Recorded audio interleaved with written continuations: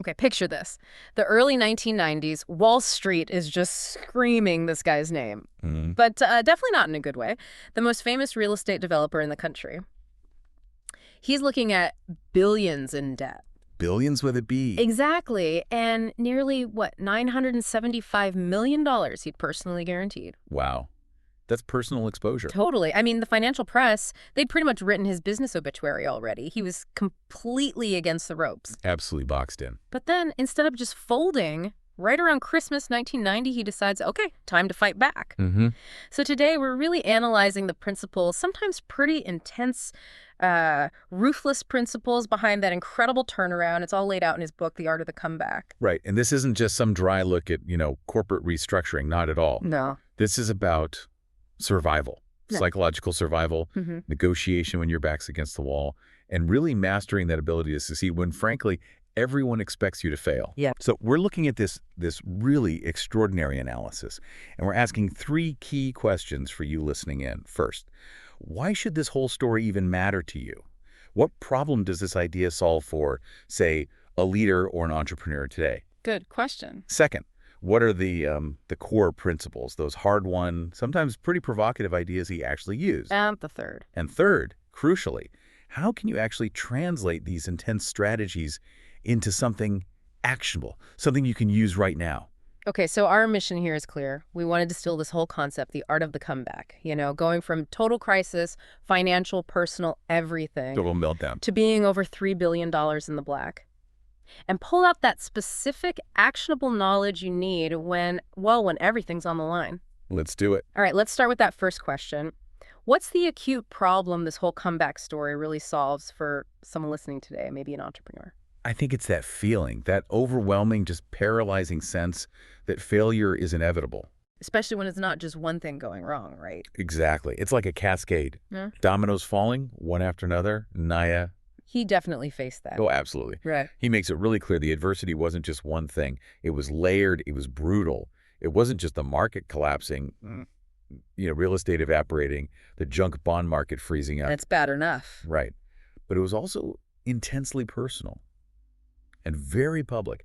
Think about that pressure. He misses a huge mortgage payment on the Castle Casino in Atlantic City. Oh. And it causes this ripple of panic right across Wall Street. And then get this, at the absolute worst moment. There's more. Oh, yeah. The very day the New York Times and the Wall Street Journal have these front-page stories basically saying he's finished. Ivana sues him for $2 billion. Wow. Okay. Just the timing, the scale, it's staggering. Most people would just crumble. And that's precisely the point he makes. The foundation for any comeback. Never, ever admit defeat. Mentally, you mean? Mentally, yes. He stresses he never let himself think negatively. He forced himself into positive thinking. He even viewed that whole terrible period as his most brilliant time. Brilliant because of what he learned. Exactly. He used the adversity, not as an excuse to quit, but as a crucible, a forge for learning and creating his toughest, most hard-won business rules. That decision point, give up or fight back, that's what makes this story resonate, I think. Okay, but I can hear some listeners thinking, hang on, a multi-billion-dollar real estate crisis?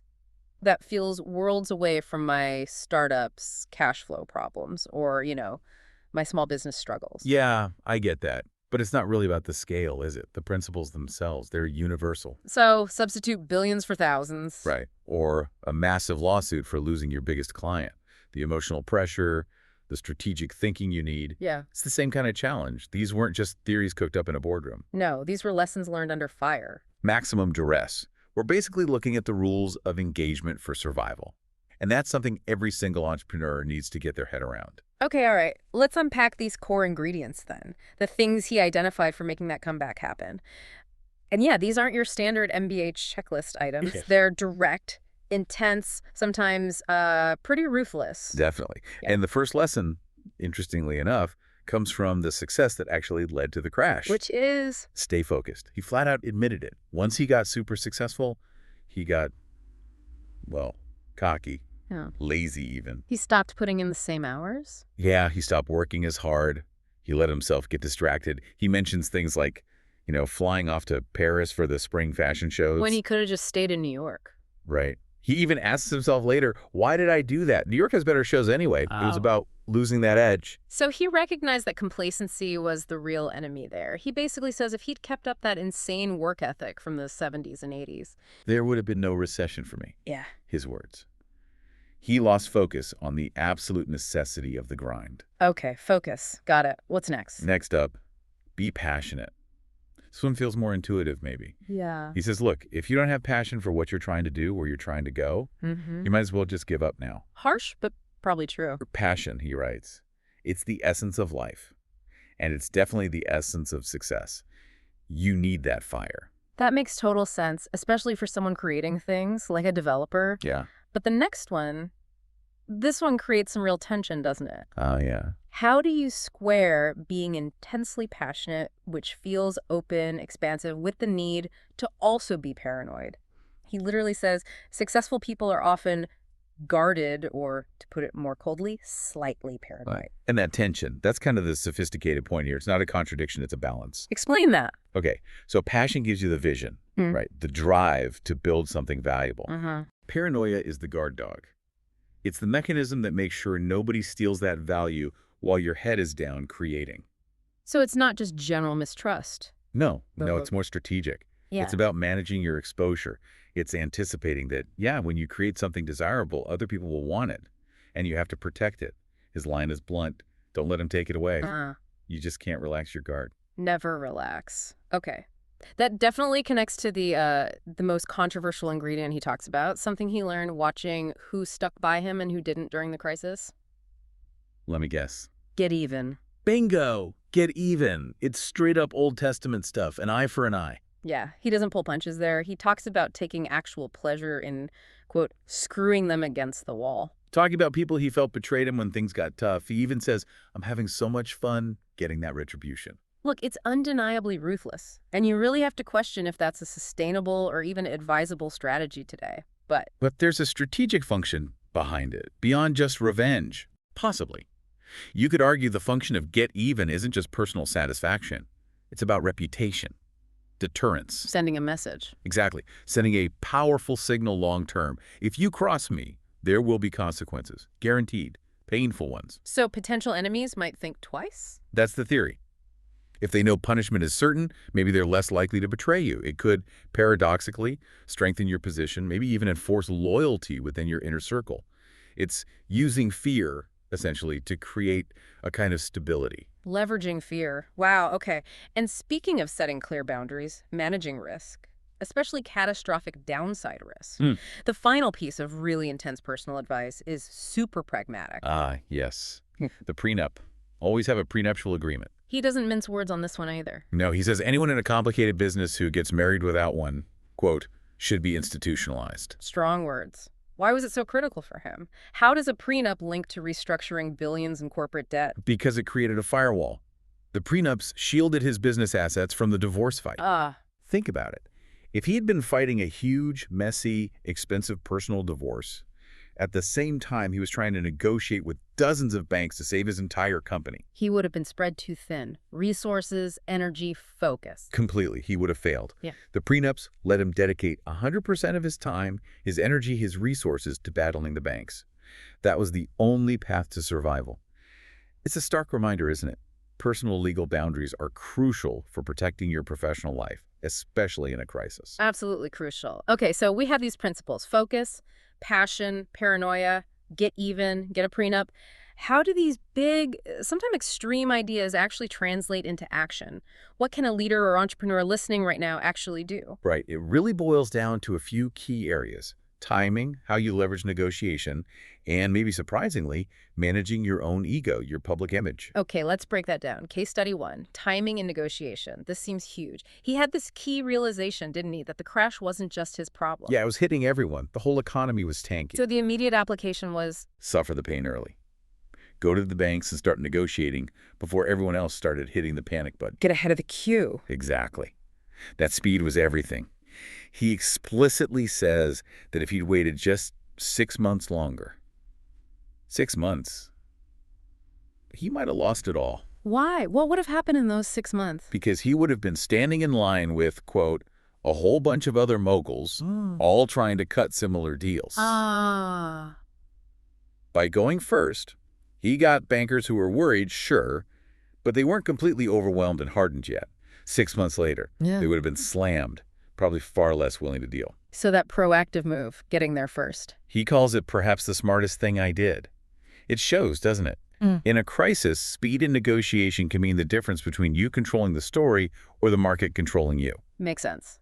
Okay, case study 2. This one's fascinating. Using soft power through golf. Yeah, the golf story. He talks about playing with this really hostile banker. The kind of guy who was literally drawing up foreclosure papers, held his financial fate in his hands. That's the one. He called him a vicious, flame-throwing jerk. Charming. Right.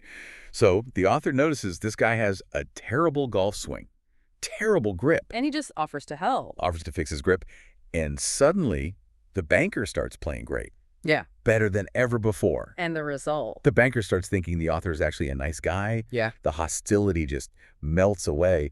And the next morning, hundreds of millions of dollars worth of problems just disappeared. Yeah.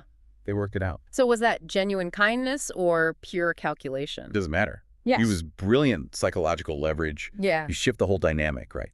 From adversary, creditor versus debtor to something collaborative, even for just a few hours on the golf course. Offering a small piece of expertise, a favor. It breaks down that professional wall. It makes the negotiation potentially much smoother than just throwing financial arguments back and forth. Soft power. Clever. Okay, now let's contrast that with case study 3, the ego trap. You mentioned managing ego. Right. And the cautionary tale here is Paul Reichman of Olympia in New York. Yeah. Huge developer, massive company. Facing even bigger debt, right? Like $20 billion. Astronomical debt. But Reichman let his ego get in the way of his survival. How so? What did he do? He was quoted publicly while trying to renegotiate with the banks, saying that Olympia and York still had a net worth of $5 billion. And why was that such a disaster? Because making a comeback often requires a degree of humility, at least publicly, when you need it most. The second, Reichman claimed, he still had billions in assets. He lost all leverage to beg for a discount. Precisely. You forfeit the legal ground, the moral ground, everything you need to ask for pity, for concessions, for a write-down. Why would banks write off billions if you're telling the world you still have billions? You have to be willing to look vulnerable, even if it kills your ego. You have to be willing to put the ego aside to get the deal done. Reichman couldn't or wouldn't, and ultimately the company was wiped out. A very stark contrast. Definitely. Okay, one more application. The loyalty long game. This involves Carl Icahn. You mentioned Icahn held a blocking position on the bonds. Can you clarify for listeners what that means and why he was so critical? Sure. A blocking position basically means Icahn owned enough of a specific class of bonds that he could legally veto the entire restructuring plan Trump had negotiated with the banks. So he held the keys to the kingdom, essentially. He could sink the whole deal. Exactly, as a massive point of vulnerability. Uh, But years earlier, the author had done Icahn a significant personal favor. Flew back, specially from Europe, just to chair a dinner in Icahnn's honor. Banked some serious political capital You there. got it. It was an investment in the relationship years before he needed it. And when the time came, When that crucial bondholder vote happened, the one Icahn could have blocked, Icahn came through in spades, voted yes, apparently persuaded others too. It just shows, doesn't it? Building that kind of capital, doing those favors, it's a vital long-term strategy. Even the toughest operators, the most hardened negotiators, they can remember favors.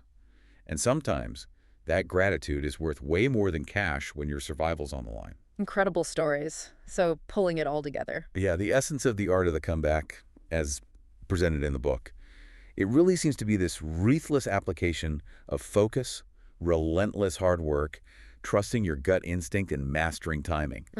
It really emphasizes that, yeah, you learn from the past, but you have to be absolutely fixated on the present moment. And you have to be willing to use every single asset you have. Whether that's negotiation skill Or psychological soft power, like the golf story. or cashing in on political capital from a favor you did years ago. Exactly. Leverage everything. The author puts it starkly, never take success for granted. But there's an even more powerful command, isn't there? The one that really seems to underpin the whole turnaround. Yeah. Don't allow yourself to understand the meaning of the word defeat. Just refuse to process it. Refuse defeat.